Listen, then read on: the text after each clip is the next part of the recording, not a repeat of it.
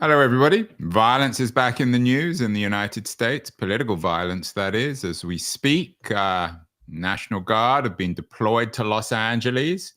And The Guardian is leading this weekend with the emergence of a new neo-Nazi group, actively, apparently, according to The Guardian at least, seeking to grow in the United States with planned paramilitary training events. It, of course, brings to mind Charlottesville, that Unite the Right rally in August of 2017 that really woke many people up to the emergence of a white supremacist movement. The images, of course, have been seared in many of our consciousnesses. The violence and the counter protests against the right. I'm thrilled that a new book has been written about Charlottesville. It's called the Charlottesville of Unite the Right rally in August 2017. It's called Charlottesville, An American Story. It's written by someone who grew up in Charlottesville, Deborah Baker, and she's joining us from her current home in Brooklyn, New York. Deborah, why do you call your book An American Story?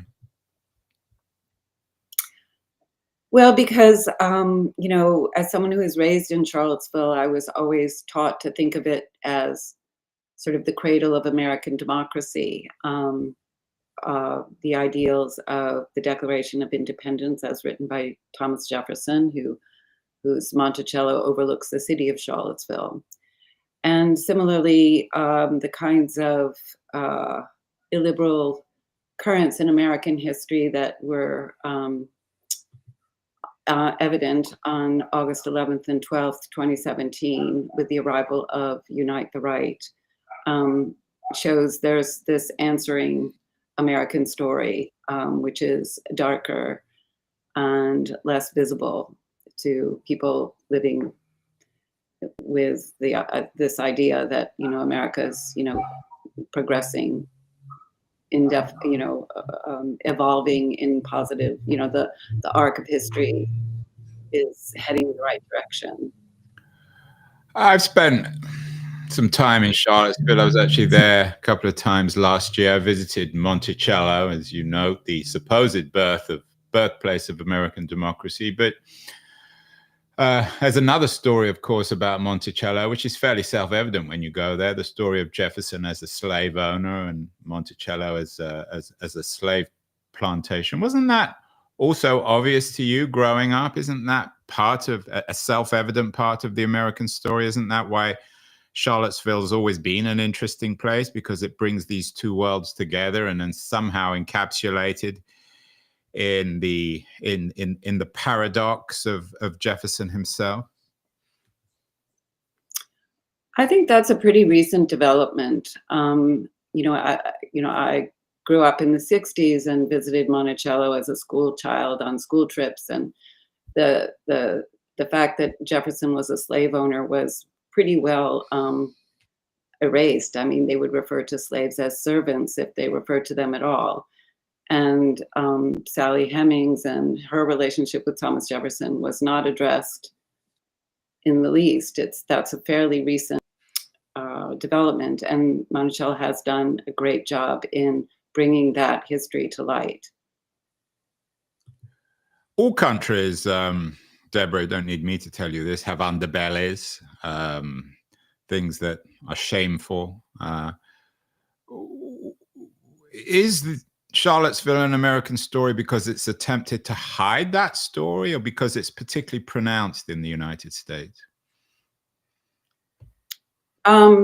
Well, I think Charlottesville has tried to come to terms with its history, but I think a lot of people growing up, people my age who were born and whose history in Charlottesville goes back generations, are really happy, not to engage that much with that history. It's like they want separate bedrooms. Okay, Black people can have their history, but we want to keep ours. We want to preserve these Confederate statues in the heart of our city. You do what you want with your history in your neighborhoods, but we want this in the center of ours. That was the response to when the city began talking about taking down the statues of Robert E. Lee and Stonewall Jackson.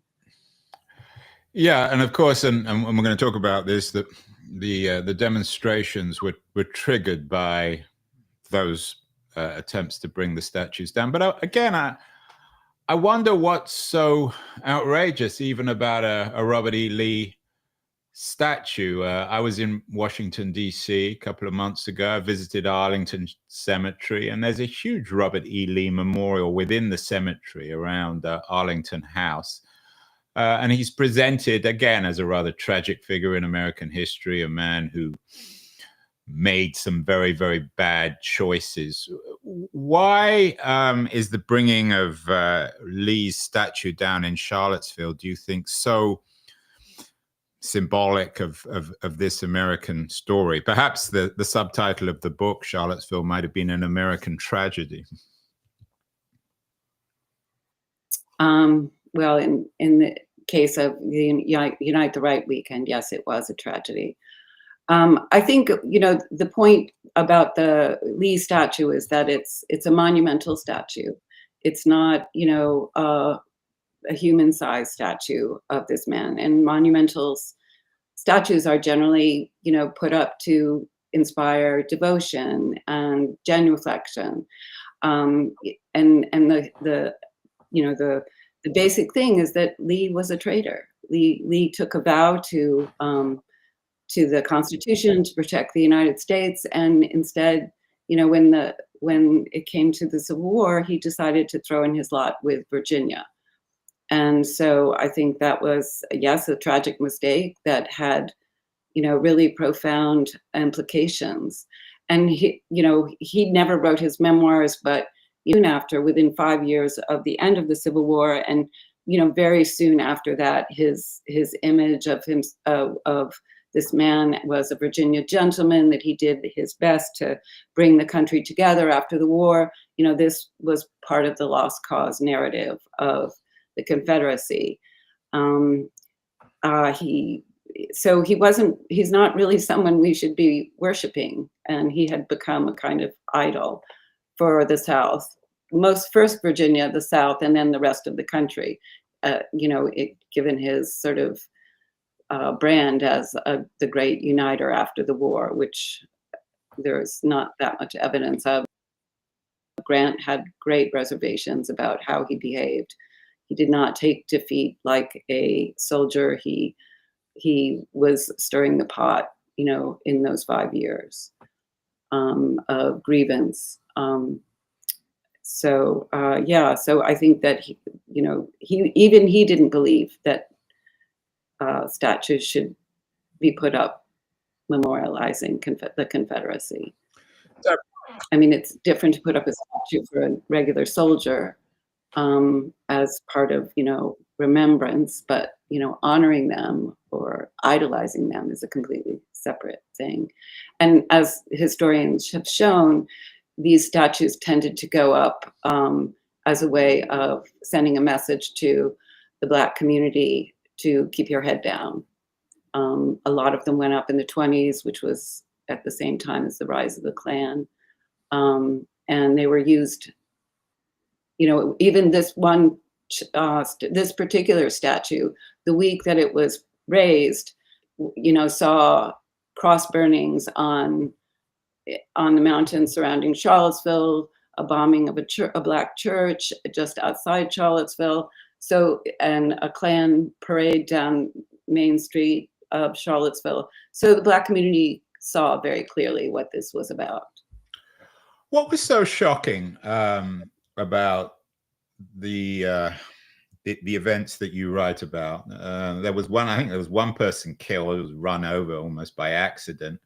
What for you is not the American story, but the tragic story of Charlottesville? As you know, the Klan's been around for generations, for centuries. There have been many racist demonstrations, lynchings, and so on. What's so shocking about Charlottesville 2017?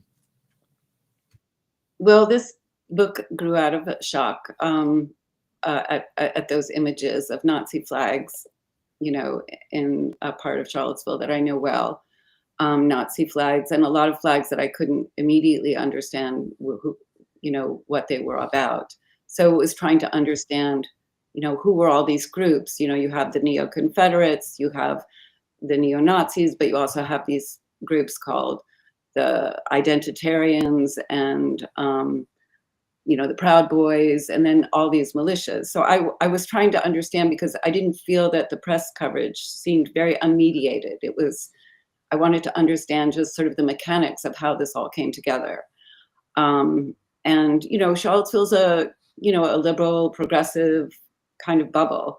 And my last few books have been largely dealt with the Indian subcontinent.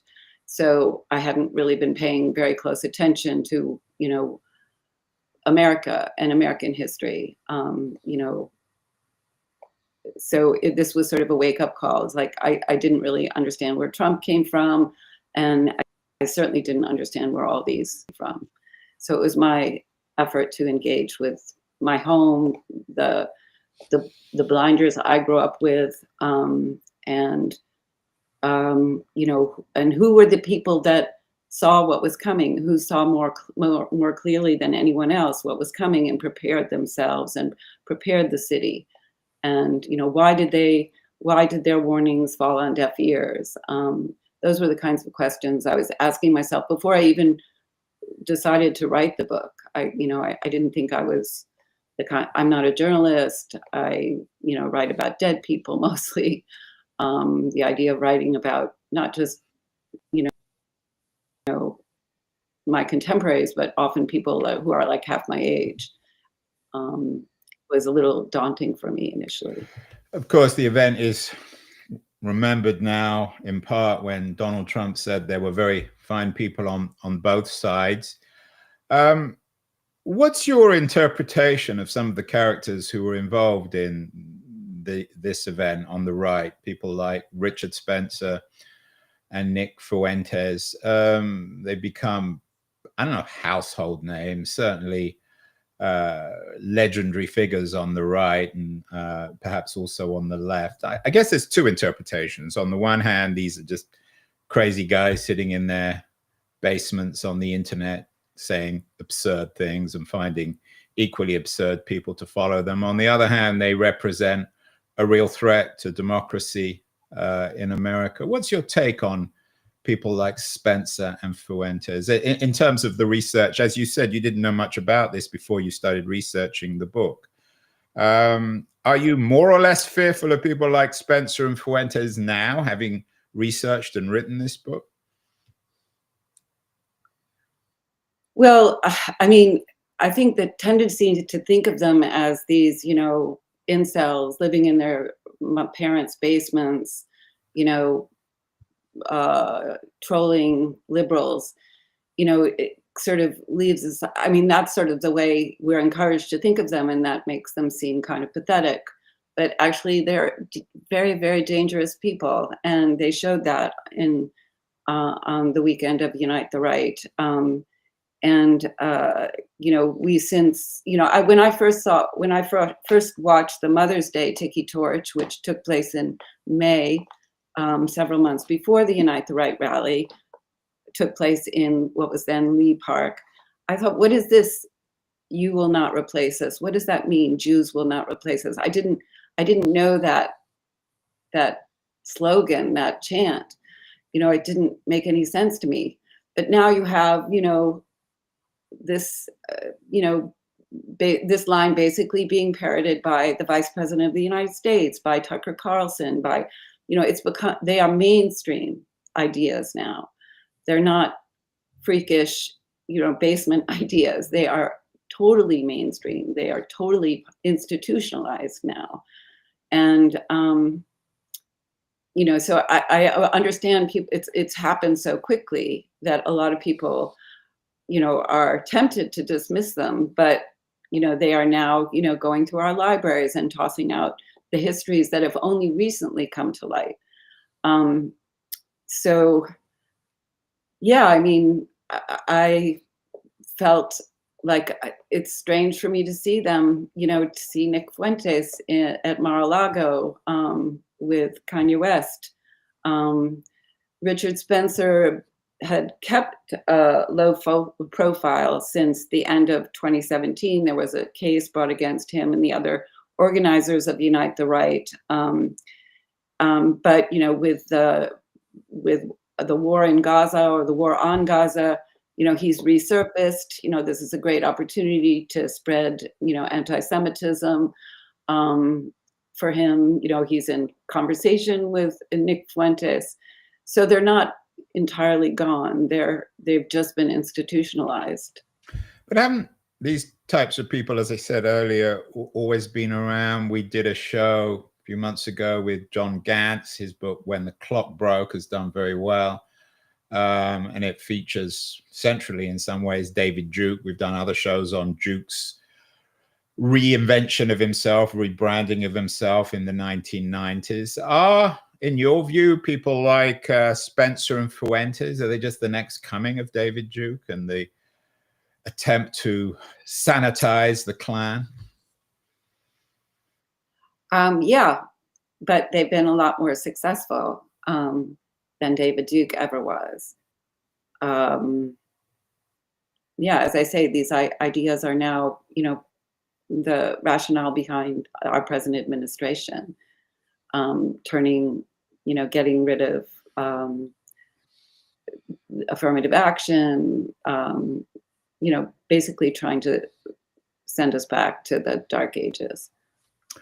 What's your reading of why these people are becoming more and more successful? We did a show with my old friend Ali Russell Hochschild, UC Berkeley sociologist, wonderful writer. Her latest book, Stolen Pride, Lost Shame and the Rise of the Right, in a way is sort of excellent reading with your new book on Charlottesville.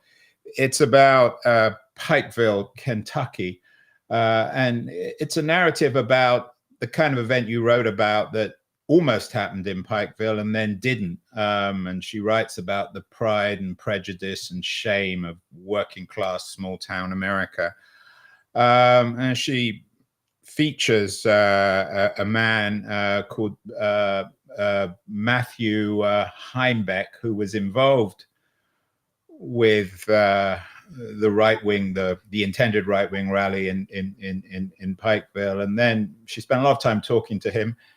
She doesn't present him sympathetically, but she certainly tries to make sense of his ideas and views. What's your take on that kind of narrative, which attempts to make sense and humanize, shall we say, the Heimbecks, the Spencers, the Fuentes of the world? Well, if I wanted to write about the activists in Charlottesville, they made it very clear that I couldn't be talking also to Matthew Heimbeck or Richard Spencer. And, I was fine with that. I wanted them to be the focus of the book rather than these men who get plenty of attention from the mainstream media. But I had to write about them to a certain degree. And in fact, I write about Pikeville and Matthew Heimbeck's, that whole rally that he held there, which was kind of a dry run for Charlottesville. And just the assumptions they wrote into Pikeville, and it's a town, in Appalachia where, 90% of the people there voted for Trump. But they wouldn't be rolled. The Pikeville residents were came out, shouted them down, and they knew that Matthew Heimbeck had come to Pikeville because he thought they were ignorant hillbillies, and that's not how they understand themselves. Pikeville was not part of the Confederacy. They do not, it wasn't a slave holding part of the South. So I was really impressed with how they handled the arrival of these far right groups in their town. Yeah. So I have sympathy towards them, the citizens of Pikeville. But as I said, my priority was to understand how the people of Charlottesville, to understand the Unite the Right from the local perspective, and that meant talking to the activists. It meant talking to to the Seville Black Lives Matter, to the groups showing up for racial justice, for a clergy group called Congregate, and the Clergy Collective, and the ways in which they work together to come up with a counter protest and that would provide some other visual than a Nazi flag on the street. In the New York Times review, you got a very nice review this week, how a hate crime in a southern city foretold the rise of the far right. It's written by Kevin Bass. He begins, it's a wonderful sentence. Charlottesville always seems like an odd place for Charlottesville to happen. Is that fair in what he's saying? Could one have ever imagined that, quote unquote, Charlottesville would have happened in your hometown of Charlottesville? Well, I thought so until I began digging around in Charlottesville's history. And fairly early on, I came across another event, a very similar event that happened in Charlottesville in the wake of Brown versus Board of Ed. The vast majority of Charlottesville was, like most of Virginia and most of the South, were really against the idea of integrating its public schools. And the decision, this young man, a graduate of Columbia University, came to Charlottesville with the express intention of starting a race war. And he held a rally in a big public park. He burned crosses on the lawns of those white people as well as Black people who were working to desegregate Charlottesville city schools. He hoped to set off a kind of conflagration with that. There were, so I was really curious, first of all, that I had no idea that this had happened. This was, a few years before, it was never something I heard about. And it was sort of a lesson to me on how certain ugly chapters in history get buried. And, you see, even in Charlottesville, you see this effort by the University of Virginia, by, the city council to also sort of try and forget the Unite the Right rally and what happened there. Heather Heyers was, a woman named Heather Heyer was murdered on 4th Street. The street now carries her name. But, I didn't want this to be forgotten. I didn't want the same mistakes that were made by the city council and the law enforcement and the university administration to be made again. One of the striking things, at least to me, when back in 2017, when the rally happened, was the explicit use of Nazi flags. Of course, the Nazis weren't crazy about Black people either, but one remembers Nazi Germany because of their destruction or attempted destruction of European Jewry. You note that this was bubbling underneath the surface of Unite the Right was race war, legacy of slavery and the Civil War. What about anti-Semitism? It's become a very, very controversial subject now in the United States, hard to unravel both on the left and the right. What did you find about this explicit use of Nazi imagery in, shall we say, the Jewish question or the issue of Jews in America in the Unite the Right rally? Were the participants, was their hatred directed against American Jews as much as American Blacks? Well, I think that's an interesting question. And in fact, when I spoke with one of Charlottesville's rabbis, he said, initially he couldn't make the connection. What does anti-Semitism have to do with the statue of Robert E. Lee? And it wasn't until someone from the ADL, showed him what they were talking about that he understood that. In fact, white supremacy, the whole idea of white supremacy is that any sort of work of racial justice is not being directed by Black people, it's being directed by Jews. And now it's Jews that are bringing in illegal immigrants. It's always the Jews are the mechanism by which Black people gain their rights. Or, it was like in 1956, it was the Jewish mayor who was blamed for making Charlottesville the first city to integrated schools.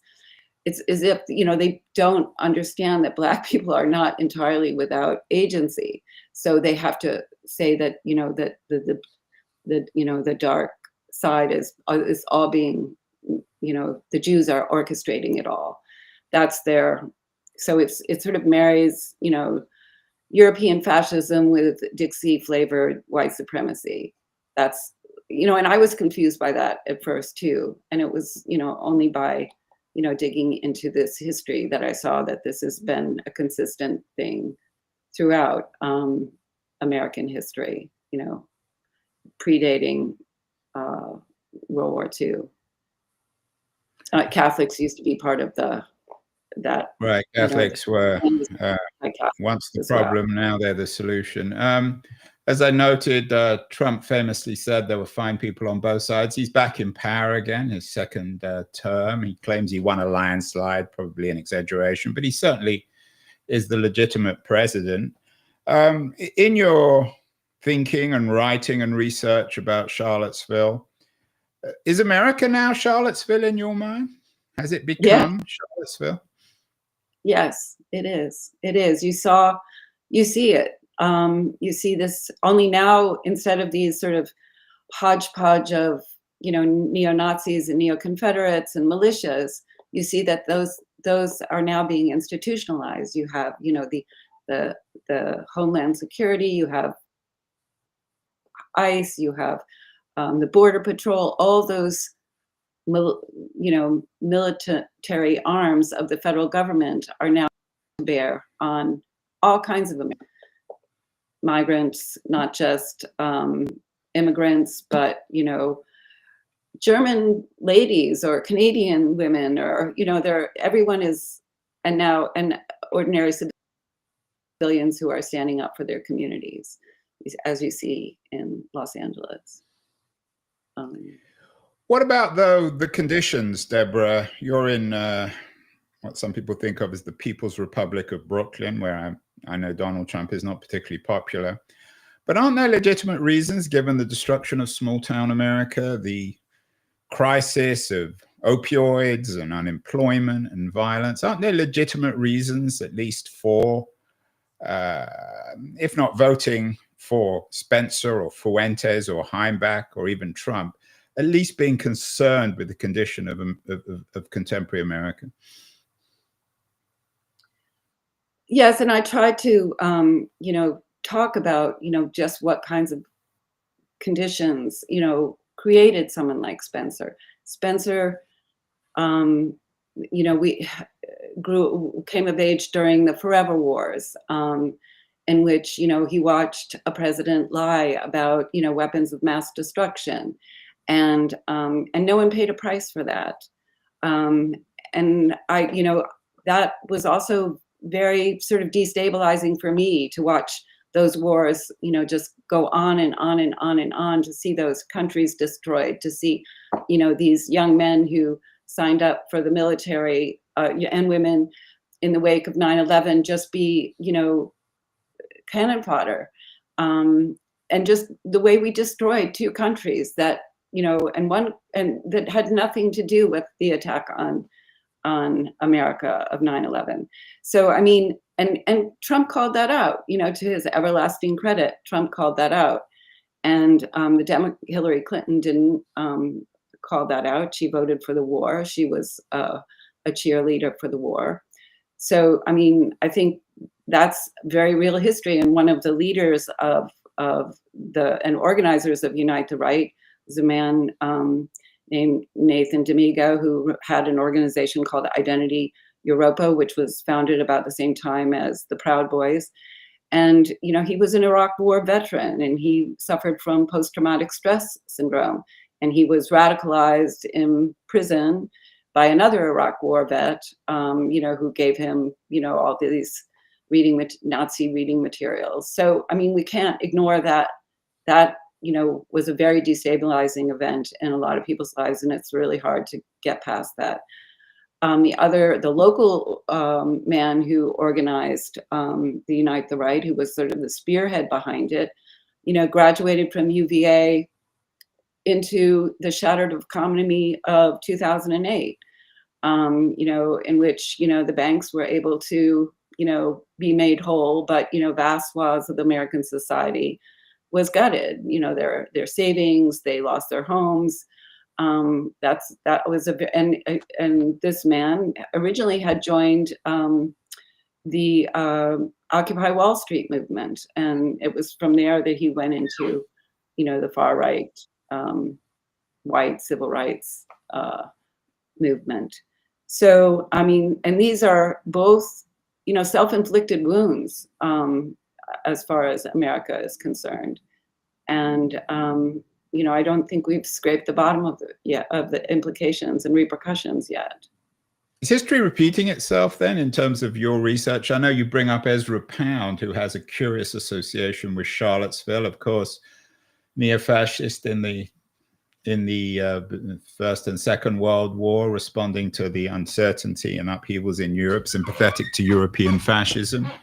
Are the conditions you talk about, overseas wars, the corruption and dysfunctionality of capitalism, are we just living through in the early 21st century what Pound and everybody else lived through in the early part of the 20th century? Yeah, for me, Pound plays a curious role. First of all, he was mentored to this man, his name was John Casper, who came to Charlottesville in 1956. But also, Pound wrote an entire book about Thomas Jefferson and Mussolini, and he saw what Jefferson created in Virginia Mussolini was like a kind of avatar of Thomas Jefferson in Italy, creating an entire civilization. A kind of agrarian economy. And he had this idea at the time.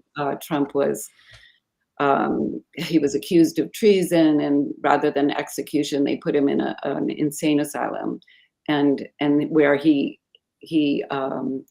entertained a series of young men who came and were radicalized by him, including the future founder of the American Nazi Party. So, and he really sort of solidified this marriage between anti-Semitism, European fascism, and white supremacy, or sort of Southern flavored white supremacy. So I think it's important to center Thomas Jefferson in this as much as, the Civil War and Robert E. Lee and the Confederacy. As far as, are we not looking at another world war? I think we're going to, see more. We're facing more civil war. Trump sort of, plays with, foreign policy, but I think he's much more focused on radicalizing Americans. Yeah, of course, Jefferson famously talked about, what was it, watering or nourishing the tree of liberty with the blood of patriots of rebellion. Ultimately, was there perhaps even a Jeffersonian quality to the Unite the Right rally of August 2017? Well, I think, they showed up on August 11th at, Mr. Jefferson's university. And, you had all this Palladian architecture as their backdrop. They really wanted to own, who represents American ideals more, master or, the enslaved. They want to appropriate Jefferson and all the slave-owning feudal order of Virginia, which included, of course, George Washington and, James Madison and James Monroe, who both all lived, not George Washington, but they were all part of Albemarle County. Finally, Deborah, clearly this is I'm not sure if it's a labor of love, the book, but it certainly required a great deal of emotional investment on your part. It's a book about your hometown, and it's a book about America, Charlottesville, an American story. You have a narrative. It's a narrative that we hear often in this show from progressives. I mostly share it. But Having researched and written this book, what makes you most uncomfortable? What do you know now that you didn't know before that doesn't always fit into this particular narrative? What I like about Arlie Hochschild is that she in some ways tries to distance herself from the narrative of progressives in Brooklyn and Berkeley, California, and San Francisco and New York.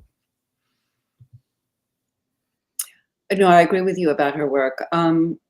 I guess, what I wanted to understand is Charlottesville is a deeply progressive city. But why then was the president of the University of Virginia, the mayor, and the police chief, why were they all telling their fellow citizens, their, tax-paying citizens, to just ignore what was coming? Go stay at home, or go to this, movie night, or what is it about progressives that have a hard time, accepting that we need to stand up, we need to be on the streets, we need to, be organizing events that protect vulnerable communities? I mean, why were they so scared? Why did they treat the activists as a threat to civil order? And then thereby, the University of Virginia, the students had no idea, they arrived that day, they had no idea that these men were coming to march with torches down in front of their rooms, down the lawn of the university. I mean, at a certain point, it becomes, really mysterious. Why weren't they warned?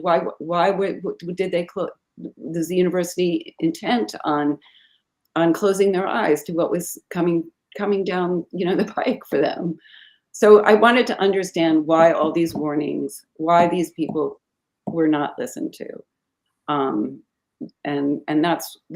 because part of, I understand, you hope that if you close your eyes, it'll go away, but it doesn't. It's there, it's here, it's staring us in the face. It's happening in Los Angeles, it's happening, at Home Depots all over.